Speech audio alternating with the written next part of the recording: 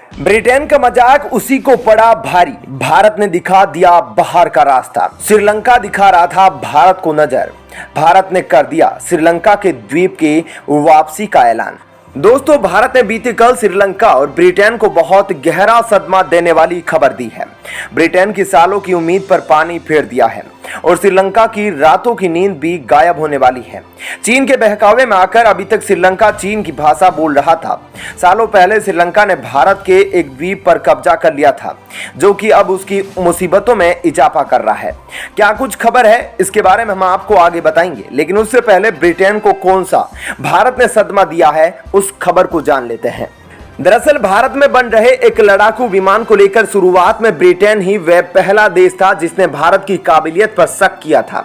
Britain ने कहा था कि अभी भारत के अंदर इस तरीके के विमानों की निर्माण में बहुत साल लगेंगे। आप समझ गए होंगे कि हम किस लड़ाकू विमान की बात कर रहे हैं। दरअसल हम बात कर रहे हैं भारत की 6वीं पीढ़ी के लड़ाकू विमान एमका के बारे में, जो पिछले कुछ दिनों से काफी चर्चा का विषय बना हुआ है। और इस वक्त इसकी चर्चा भारत में ही नहीं बल्कि दुनिया के तमाम देशों में है, जो ताकतवर फाइटर जेट हासिल करने की रेस में लगे हुए हैं। आपको बता दें कि जब भारत ने एमका विमान की डिजाइन तैयार की थी, तभी दुनिया के देशों को पता चल गया था कि यह बहुत ही ताकतवर फाइटर जेट होने वाला है, क्योंकि इसके सरफेस में ऐसे मटेरियल का उपयोग किया गया है जिसे पकड़ना किसी भी रडार की बस की बात नहीं है। वहीं अब से कुछ दिन पहले ही फिर से एमका विमान को लेकर खुलासा किया गया था कि अब इसमें एक इजराइल में उपयोग की जा रही तकनीक का इस्तेमाल किया जा रहा है, जिसे कैमोफ्लेज के नाम से जाना जाता है।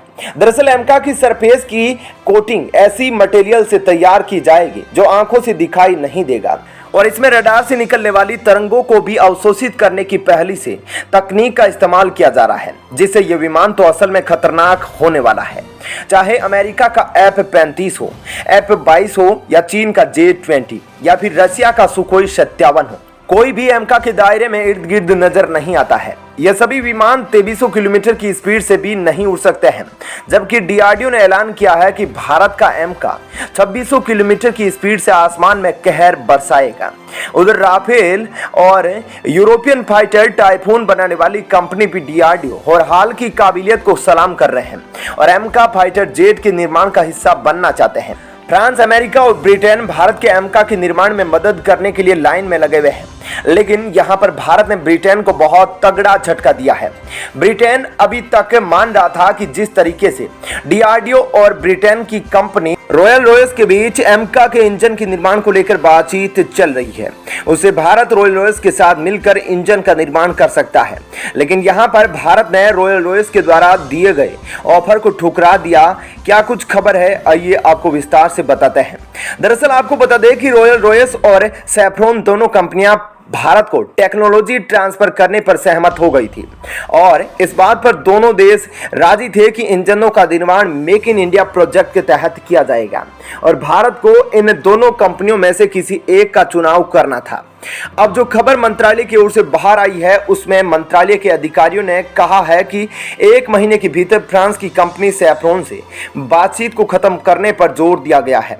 इसका सीधा मतलब यही है कि मंत्रालय ने कहा है कि 1 महीने के भीतर जो भी डिसीजन है वह सैफ्रॉन के साथ पूरे कर लिए जाने चाहिए, और यह भी साफ कर दिया है कि ब्रिटेन की रॉयल रॉयस से बातचीत खत्म हो चुकी है। तो दोस्तों, ये तो थी पहली खबर। अब आइए आपको दूसरी खबर बताते हैं, लेकिन उससे पहले आप अपने विचार जरूर बताइएगा कि क्या भारत ने ब्रिटेन के साथ सही किया है। भारत का एक क्षेत्र जिस पर श्रीलंका का कब्जा है, उस स्थान को लेकर श्रीलंकाई सरकार की ओर से जो कदम उठाए जा रहे हैं उसे भारत बर्दाश्त नहीं करने वाला है, और इसी के चलते अब उस स्थान की वापसी की मांग उठना शुरू हो चुकी है। जिस स्थान पर श्रीलंका ने कब्जा कर रखा है वह स्थान भारत की सुरक्षा की दृष्टि से और साथ ही संसाधन की दृष्टि से बहुत ही महत्वपूर्ण स्थान माना जा रहा है। खबरों के मुताबिक भारत के पूर्व प्रधानमंत्री इंदिरा गांधी ने सालों पहले भारत का एक बड़ा हिस्सा श्रीलंका को दे दिया था, जिसको लेकर मौजूदा भारत के प्रधानमंत्री कोई बड़ा एक्शन ले सकते हैं।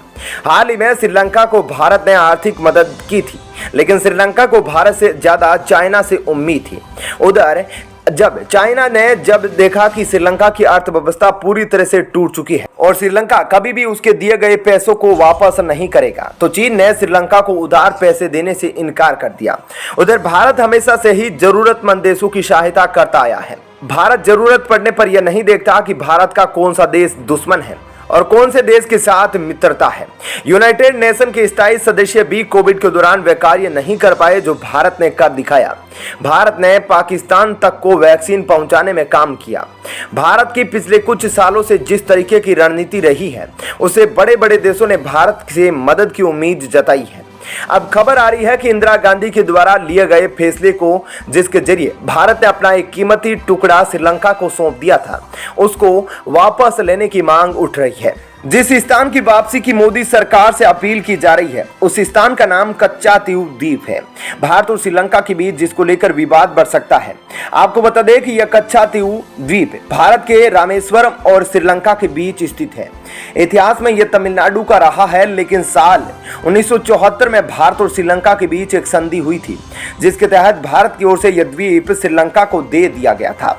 इसके पहले भी इस द्वीप को लेकर भारत के अंदर मसला गर्म होता रहा है, लेकिन अब एक बार फिर इस द्वीप की वापसी की खबरें तेज हो रही है।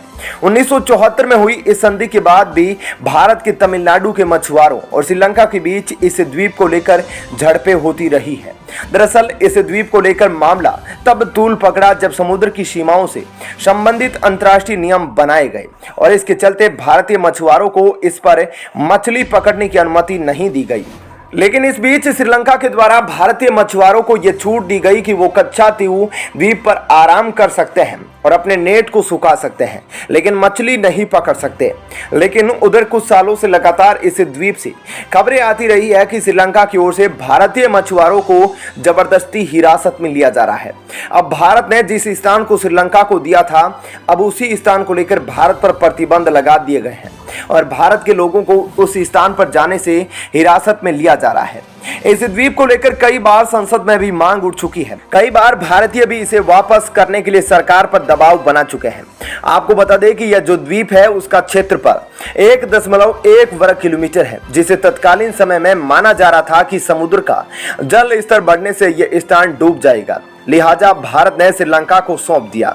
अब भारत का ही क्षेत्र और श्रीलंका भारत को आंख दिखाने का काम कर रहा है, जिसे अब भारत बर्दाश्त नहीं करने वाला है। अभी तक भारत को पीओके वापस करने की प्राथमिकता थी, लेकिन अब द्वीप भी इस क्षेत्र से जुड़ गया है। तो दोस्तों इस वीडियो में इतना ही, लेकिन क्या आप सोचते हैं भारत को यह द्वीप वापस श्रीलंका से लेना चाहिए? कमेंट करके जरूर बताइएगा अपनी राय को। धन्यवाद। जय हिंद।